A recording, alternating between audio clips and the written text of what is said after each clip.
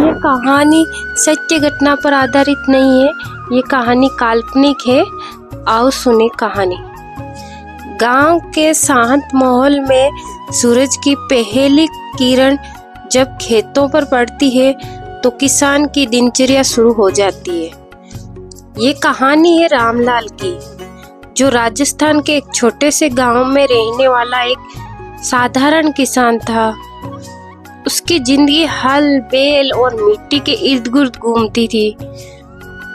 लेकिन किसानी करना कोई आसान काम नहीं था। सालों से सूखा कर्ज और प्राकृतिक आपदाओं से जूझते हुए भी उसने हार नहीं मानी। ये कहानी उसके संघर्ष, मेहनत और अंत उसकी सफलता की गाथा है। रामलाल का गांव सुंदरसनपुर कभी हरियाली से भरपूर था, लेकिन बदलते मौसम और अनियमित वर्षा के कारण वहां सूखा पड़ने लगा। बारिश का इंतजार करते करते खेत बंजर हो गए, कुएं सूख गए और किसान कर्ज में डूबते गए। रामलाल के पास 3 बीघा जमीन थी, जो उसके परिवार की आजीविका का एकमात्र साधन थी। वे अपने पिता से सीखे पारंपरिक तरीकों से खेती करता था, लेकिन लगातार फसल बर्बाद होने से उसकी स्थिति खराब होती जा रही थी। गांव के कई किसानों ने खेती छोड़कर शहर की ओर रुख कर लिया, लेकिन रामलाल का दिल मिट्टी से जुड़ा था। उसने ठान लिया कि चाहे कुछ भी हो, वे अपने खेतों को फिर से हरा भरा बनाएगा। एक दिन गांव के सरपंच ने सरकारी योजना के तहत किसानों के लिए एक बैठक बुलाई।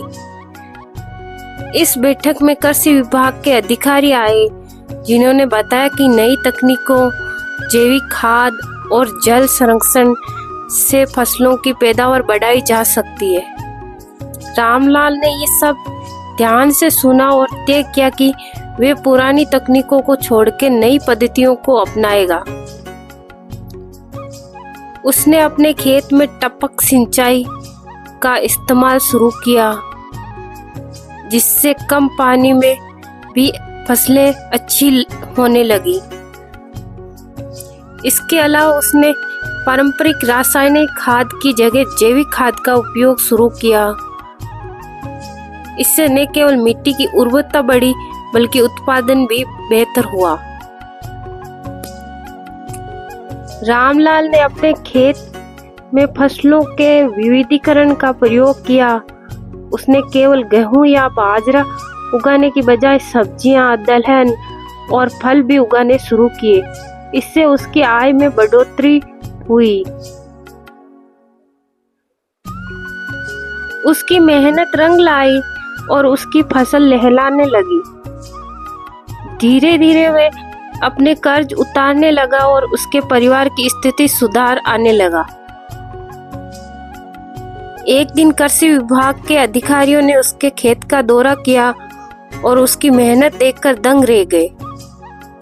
उन्होंने रामलाल को सर्वश्रेष्ठ प्रगतिशील किसान का पुरस्कार देने का निर्णय लिया। अब रामलाल ने केवल अपने परिवार के लिए बल्कि पूरे गांव के लिए प्रेरणा बन चुका था। वे अपने अनुभव दूसरों को बताने लगा। धीरे धीरे गांव के अन्य किसानों ने भी तकनीकों को अपनाना शुरू कर दिया। गांव में जल संरक्षण, जैविक खेती और सह फसली प्रणाली की शुरुआत हुई, जिससे पूरे गांव की स्थिति में सुधार आया। रामलाल की मेहनत, निष्ठा ने उस गांव का सबसे सम्मानित व्यक्ति बना दिया।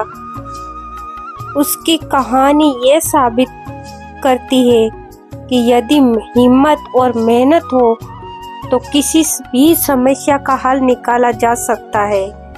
आज रामलाल का गांव फिर से हरियाली से भर चुका है और उसकी कहानी हर उस किसान के लिए प्रेरणा बन चुकी है, जो संघर्ष कर रहा है, जो मिट्टी से जुड़ा है रहता है। वही असली धरती पुत्र है। दोस्तों ये कहानी आपको पसंद आई तो लाइक करें, शेयर करें, सब्सक्राइब करें। Thank you.